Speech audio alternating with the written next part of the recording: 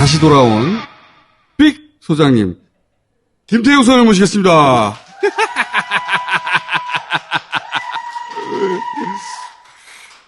아유, 어디 갔다 오셨어요? 그동안 책 썼습니다. 어떤 책입니까? 이재명의 말하기와 심리, 그리고 부록으로 이제 윤석열의 말하기와 심리. 부록. 그러니까 이재명 후보가 말을 잘한다는 거는 거의 모든 사람이 다 알고 있고, 네. 사실 이재명을 싫어하는 사람들조차 인정을 하고 있단 말이죠. 왜 말을 잘하는가? 또 어떤 식으로 말하니까 말을 잘한다고 하는 것이냐. 요거를 스피치 전문가 한 분하고 공조를 했습니다. 또 윤석열 후보는 말을 못하는 거로 또 이제 네. 정평이 나버렸죠. 네, 정평이 나 있죠. 윤석열 후보를 통해서는 이제 이렇게 말하면 안 되는 거다. 이런 걸 이제 배우는. 부록으로. 네, 부록으로. 이재명 후보의 말의 특징이 뭐고 윤석열 후보의 말의 특징이 뭡니까? 일단 이재명 후보의 말의 특징은 자기 얘기를 엄청 잘한다. 스토리텔링을 너무 잘합니다. 이 스토리텔링을 잘하는 건 엄청나게 중요한 건데요. 오바마가 무명 정치인에서 일약 대선 주자로 부상한 게 그 첫 번째 연설을 잘해서 그런 건데 거기서 처음 시작을 자기 스토리텔링으로 하거든요. 뭐 우리 할아버지는 이렇고 아버지는 어떻고 그런 식으로 말하는 것에 아주 능숙하죠. 이재명 후보가. 반면에 이제 윤석열 후보는 자기를 감추는 말하기를 하죠. 그래서 자기 얘기를 정말 안 합니다. 그래서 그런 거를 이제 상세하게 분석을 했고, 그다음에 이재명 후보는 감정 표현이 굉장히 많죠. 근데 이제 윤석열 후보는 약간 로버트에 유사한, 로버트도 좀 고장난 로버트에 가까운 건데. 삑! 그런 데서 큰 대비점이 있다. 자, 오늘, 그래서. 제가 이거는 이재명 후보와 윤석열 후보가 만나면 무슨 일이 벌어질까? 좀 심으시네. 아니, 그건 아니고. 그래요? 뭔가 교정을 하시는 건 느낌이 들어요. 아니, 그냥 염색만. 염색만. 색깔 좋은데요? 얼굴을 정면으로 안 봐요. 네네, 그렇죠. 네. 눈을 피하지 않습니까? 이렇게 이재명 후보가 얼굴을 이렇게 보면서 몸까지 이렇게 기울이면서 네. 친근함을 표시하면서 농담을 건넌 거 아닙니까? 그렇죠. 네, 근데 얼굴을 이렇게 돌리고 안 보려고 그러지 않습니까? 그 영상으로 봤는데 네. 얼굴을 안 봐요. 네. 왜 그런 겁니까? 눈 맞춤에 자신이 없는 건데요. 자신이 없다? 네. 그러니까 사람을 대하는데 두려움이 많을 때 보통 눈을 못 맞춥니다. 소장님이 계속 말씀하신 두려움이 네, 많다. 그렇죠. 두려움. 애들이 나쁜 짓을 했을 때 이제 어른들을 눈을 못 봐요. 선생님이 뭐 질문을 하는데 내가 모른다, 답을. 그러면 이제 눈을 안 쳐다보죠. 자신감이 없거나 죄를 지었다는 느낌이 있을 때. 이럴 때 이제 눈을 잘 못 보는 건데. 저런 거 아니었을까? 이때가 거짓말하는 상대하고 토론 안 한다. 그렇죠. 라고 말할 때인데 실제로는 그게 거짓말이라는 걸 자도 알거든. 네. 상대가 범죄를 저질렀기 때문에 토론을 안 한다고 말했지만 자기는 그게 거짓말인지 알잖아요. 그렇죠. 그게 들킬까봐 그랬다라는 생각을 했거든요, 저는. 그러니까 그런 것도 가미가 돼 있겠죠. 윤석열 후보는 제가 예전에 나왔을 때 분석했지만 가짜 모범생입니다. 네. 이재명 후보는 뭐 좋은 의미에서 불량 학생과 아니겠습니까? 윤석열 후보 입장에서 제일 이재명 후보한테 두려워하는 것 중에 하나는 예측 불가능하다는 겁니다. 그러니까 윤석열 후보는 딱 정해진 대로 움직이는 사람인데 이재명 후보는 그야말로 프리스타일이거든요. 네. 여기 아주 만나자마자 머리 좀 심으신가 이거 말할 줄 어떻게 알았겠어. 그렇죠. 사실 칭찬일 수도 있는 거거든요. 그러니까 그죠? 머리가 풍성하다는 네, 얘기잖아요. 그런 지금. 얘기인데 그러면 웃으면서 뭐 아닙니다 이럴 수도 있는데 딱 얼굴이 굳으면서 얼굴을 돌리지 않습니까? 요것이 제가 오늘 말씀드릴 주제하고 사실 상관이 좀 있습니다. 그 사람이 하는 말의 내용만이 중요한 게 아니고 말할 때의 그 표정, 뭐 몸짓, 손짓 등등 여러 가지가 엄청 중요한 거거든요. 그래서 그 소장님이 여러 장면을 보내주셨어요. 네. 자, 그럼 오늘 다는 못할지 모르겠습니다, 소장님. 다음 주 시간 되시죠?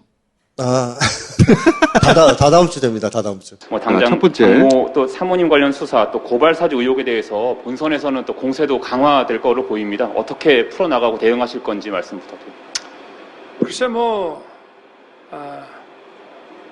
워낙 그 말이 안 되는 얘기라서 제가 뭐 대응할 필요 자체를 못 느끼고 뭐 지금까지 뭐 가족에 대한 거 지금 1년 6개월을 했는데 뭐 이런 그 정치 공작이나 불법적인 이런 선거 개입을 계속 하게 되면은 거기에 따르는 또 상응하는 책임을 져야 되지 않겠습니까?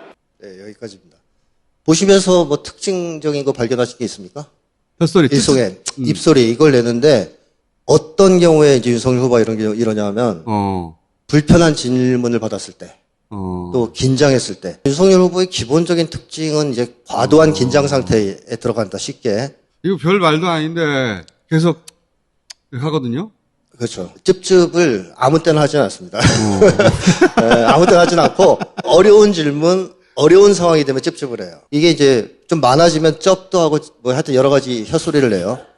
그리고 긴장하면 일단 윤석열 후보는 얼굴이 굳습니다. 그 다음에 불필요한 말이 증가하죠. 뭐 이런 식의 불필요한 조사나 말이 굉장히 많이 증가합니다. 현격하게. 도리도리도 심해지죠. 말을 원래 그렇게 엄청 못하는 사람은 아닌 것 같아요. 검사들하고 술 먹고 놀 때라든가 네. 자기 부하들하고 얘기할 때는 말을 유창하게 잘한다 그러더라고요. 그래서 검사들은 달변이라고 알고 있어요. 네. 근데 왜 윤석열 후보가 이 공적인 자리에 나와서 이렇게 말을 못할까? 긴장이 너무 과도하면 사고력이 떨어지고 수행 능력이 현저히 떨어지거든요. 말을 잘할 때가 언제냐? 후배들과 술 마실 때거든요. 네. 들어가야지 돌아가요. 네, 그것도 있죠.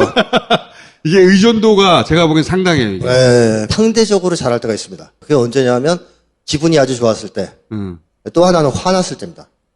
화가 많이 났을 때 오히려 말이 상대적으로 유창합니다. 맞아요. 기분 좋은 감정, 분노 감정 이런 게 긴장을 덮어버리는 거죠. 그래서 윤석열 후보가 말을 잘하고 싶으면 일단 이 긴장하는 자기의 심리 상태부터 어떻게 좀 해결을 해야 되는데 어떻게 해결합니까? 이거 치료를 좀 봐. 심리 치료. 삐. 그러니까 지난번에도 말씀드렸지만 어려서부터 굉장히 무서운 부모, 특히 아버지 밑에서 성장했지 않습니까? 그럴 경우에는 보통 긴장하죠. 실수에 대한 공포가 있는 거죠. 네, 실수해서 혼나는 거. 체벌을 많이 한다든가 혼을 많이 낼 때에도 아이들은 항상 긴장하죠. 혼나지 않을까.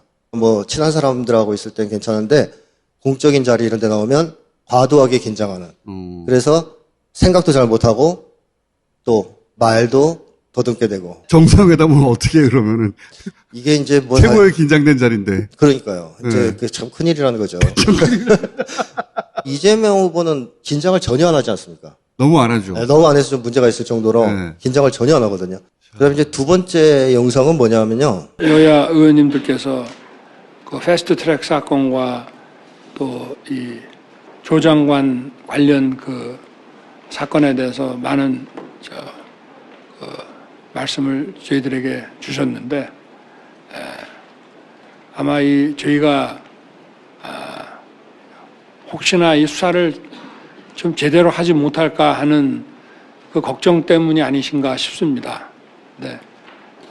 제가 오늘 드릴 수 있는 말씀은 그런 걱정 마시고 저희가 하여튼 뭐 어떤 사건이든지 간에 저희가 그 법과 원칙에 따라서 하여튼 엄정하게 수사하고 거기에 따라서 또 여기서 특징적인 게 드러나는 게 좀 있죠. 주어로 저희를 굉장히 많이 사용합니다.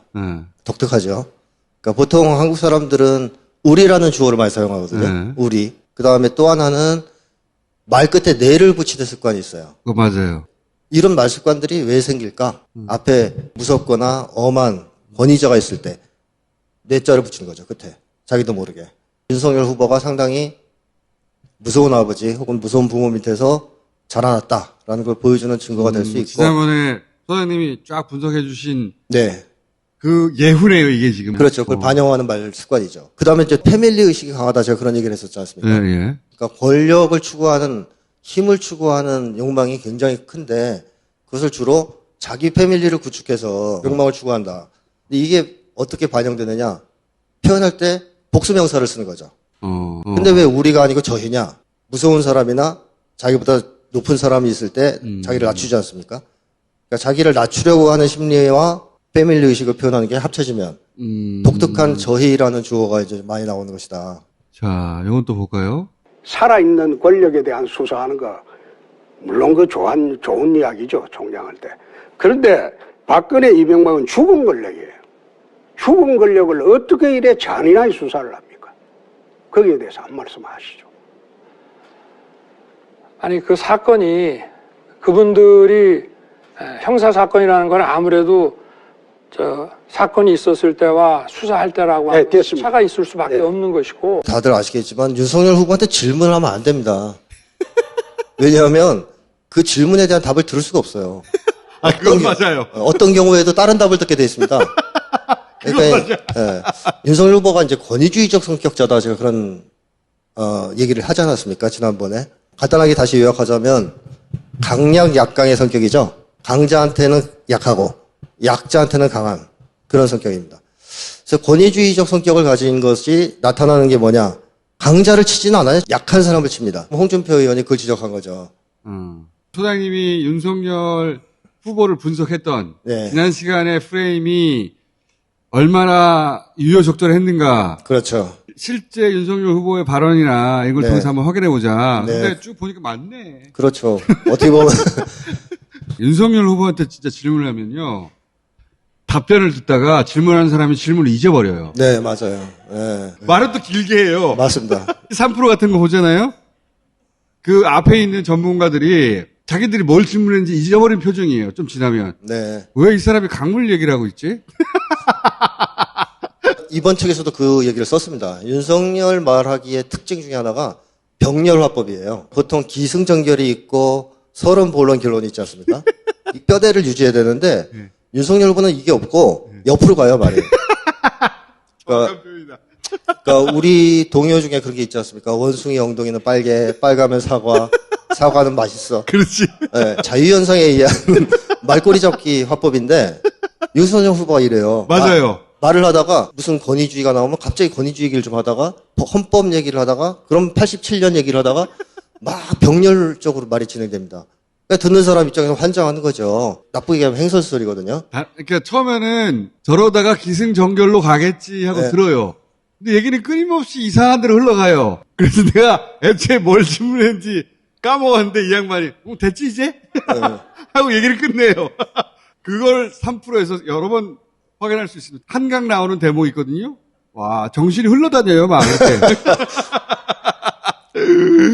게다가 이제 우리를 국민들을 더 괴롭히는 거는 한 말을 자꾸 한다는 거예요. 그러니까 우리 어릴 때 보면 술 취한 아버지, 예, 이제 그 제일 큰 문제가 뭐냐면 한 얘기를 자꾸 하거든요. 밤새껏. 그렇지. 예. 그리고 끝에는 잘 알아들었지 않냐. 어? 가르쳐였고. 그 다음 것도 인터넷 매체 비하 발언 논란, 인터넷 매체 비하 네네. 발언 논란이 있을 때도 제가 보니까 언론을 덩치로 평가하더라고요. 메이저 언론과 그 인터넷 매체를 구분하고 인터넷 매체 이용하지 말고 메이저 언론을 통해서 나를 공격해라. 근데 이렇게 덩치로 언론을 평가하는 이 잣대, 머릿속 잣대가 공정한 언론관이라고 생각하십니까? 그거는 인터넷 매체를 비하한 게 아니라 정치 공작을 하는데 그런 매체들을 사용하지 마라. 그런데 그때 그런 뜻이죠. KBS, MBC 차라리 내라. 네. 근데 지금 KBS, MBC가 가장 불공정한 언론 중 하나예요. 아니 그러니까요. 제가 그런 친여 매체를 즉시 동원을 하지 왜 그렇게 자그마한 그런 매체들을 공작에 활용하느냐. 그러니까 매체를 크고 작고 구분하는 것 자체가 제가 볼 때 이게 불공정한 생각이에요. 그래서 그걸 제가 고치셔야 돼요. 오해가 아까 얘기했듯이 권위주의 성격자는 힘을 중심으로 세계를 봐요. 강자, 약자, 덩치 큰 거, 작은 거, 포식자와 먹이, 정론과 뭐 사론, 혹은 뭐 도덕적인 언론과 부도덕 언론 이런 식의 구분은 없어요. 덩치 크냐 작냐. 윤석열 후보의 전형적인 심리입니다. 근데 묻는 걸 답을 안 해요. 그렇습니다. 질문에 대한 답을 하는 경우가 없어 보면. 네. 그거는 뭐 질문을 이해 못해서 그런 것도 일단 있는 것 같고요. 긴장을 너무 하니까 상대방 말을 잘 안 들어보는 것 같기도 합니다. 그 다음에 이제 두 번째 머리가 나빠서 그런 것도 있겠죠. 뭐. 자, 그 다음 거. 자꾸만 네. 지금 검사 비위 문제 가지고 네. 사과하라 그러는데 네. 이거 보고 받으신 적 있습니까? 지금 아까 우리 그 소 의원님께서 말씀하신 2002년도는 서울지검의 가혹행위 치사 사건입니다. 그거하고 이거하고는 물론 이것도 검찰이 결과가 나오면 잘못했다고 저희가 받아들이고 사과를 해야 됩니다만은 검찰에서 수사하다가 사람을 패 죽인 거 하고 또 이게 경우는 좀 다르지 않나 생각합니다. 지금 우리 국민들이 네. 김봉현이 조용히 하세요. 아니 때려 죽이고 패 죽인 거 아닙니까? 패 죽인다는 표현이 네. 적절합니까? 일국의 검찰총장으로서 그게 이 국감장에서 적절한 표현입니까? 글쎄 제가 의원님께서 그렇게 지적을 하시면 제가 그건 받아들이겠습니다. 윤석열 후보가 의외로 거친 말을 많이 합니다. 말이 거칠다는 것은 마음속에 분노가 많다. 미쳤다. 네네. 뭐 가짜습니다 이런 거. 가짜다. 성인들끼리의 네. 그 공식적인 자리에서는 안 나오는 단어거든요. 그렇죠. 맞습니다. 가짜다는 거는 친구들끼리도 함부로 못 써요. 아, 그럼요. 그거 그냥 방송에 써버려서 대선 후보가 네. 그 처음 보는 장면이에요. 이런 데서도 뭐 패 죽인다. 패 죽인, 때려 죽인다. 네, 이런. 그런 거친 말들을 굉장히 많이 씁니다. 분노가 심한 사람이다 하는 걸 알 수 있는데 아이들이 사랑을 못 받으니까 슬프고 또 자기의 욕망이 건전한 욕망조차 계속 실현되지 못하니까 화가 나는 거죠. 근데 윤석열 후보가 보면 화가 많이 나 있는 사람이다. 그리고 그것이 언어에서 아주 거친 표현으로 이제 많이 나타난다 하는 걸 좀 말씀드리고 싶고요. 첫 번째 시간에 윤석열 후보 분석하셨을 때 나왔던 얘기들은 다. 그러면 구체적인 사안에 있어서는 법무부 장관하고 총장 사이는 상급자고 하급자인 겁니다. 그렇지 않습니다. 그건 총장 생각이고 총장 내가 볼 때 법률적으로 그렇다고요. 그거는 검사를 해보셨는데 그걸 그렇게 말씀하시면 안 되고요. 법을 보세요. 검찰정법에 그게 돼 있다면 상급자 하급자한 게 뭐예요? 아니 그럼 검사가 그렇지 않습니다. 검사가 사법경찰관 아니 왜 그렇게 자꾸 화를 내시고 합니까? 아니 제가 검사 26년 한 사람인데 그럼 검사가 계속 아니 왜 자꾸 이렇게 억지문제를 갖다가 이렇게 하십니까? 아, 참. 지휘감독 받는 사람이 하급자이지 친구니까 친구라고 한 게 아니고요. 네. 네.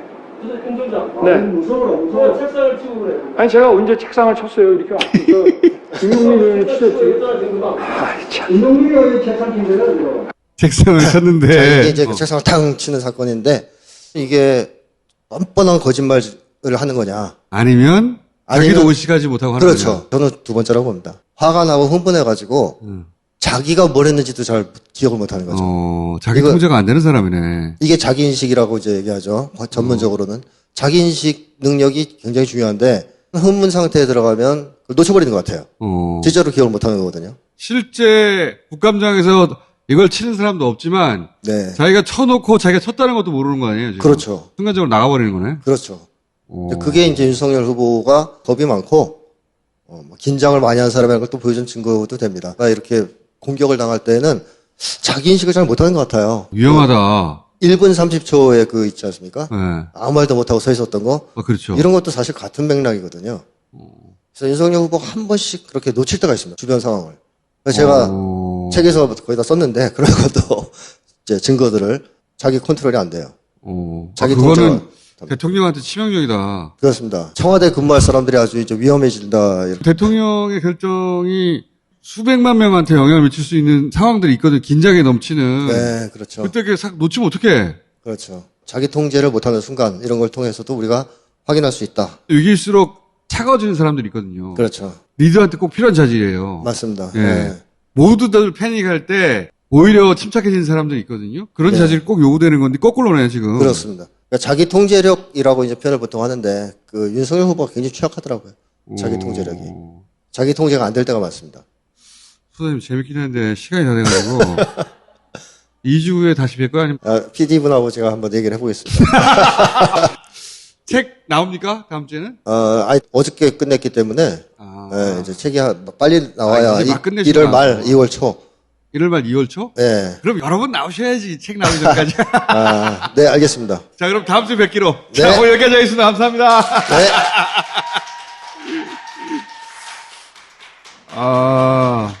네. 이 책 재밌을 것 같은데? 예.